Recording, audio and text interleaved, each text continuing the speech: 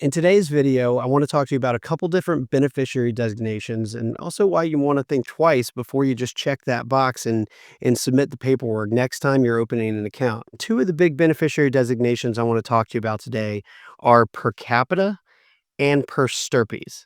So typically most people are going to elect per Stirpes, and here's the reason why. If you elect per Stirpes, the assets are going to go by the way of the lineal descendants of each of your children. So if you have three children and one of them passes away and you still have them listed as a beneficiary on your designated beneficiary form, then their assets or their inheritance would then pass to their children. Okay. So it would pass by the way of their lineal descendants. And the other two children would still get their third.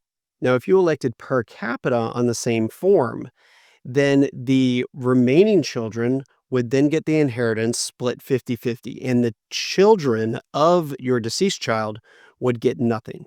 So most of the time, that's not people's intention, but there could be some unintended consequences if you just check the wrong box.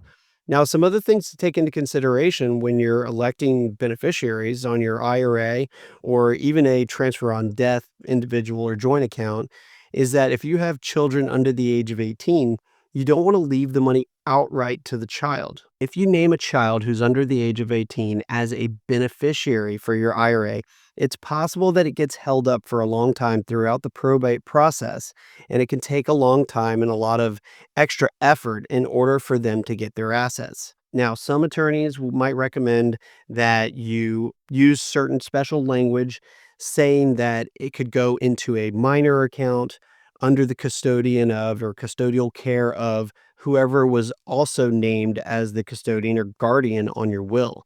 So there are ways to label the beneficiary designation so that it aligns with your will. You can also name a testamentary trust. So if all of your assets are going to a testamentary trust, it's possible that you can name a testamentary trust as the beneficiary of your IRA.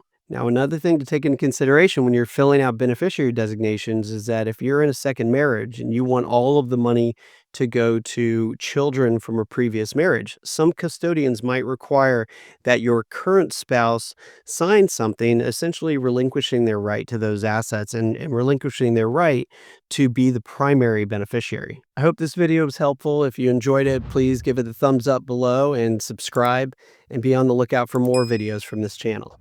Thank you.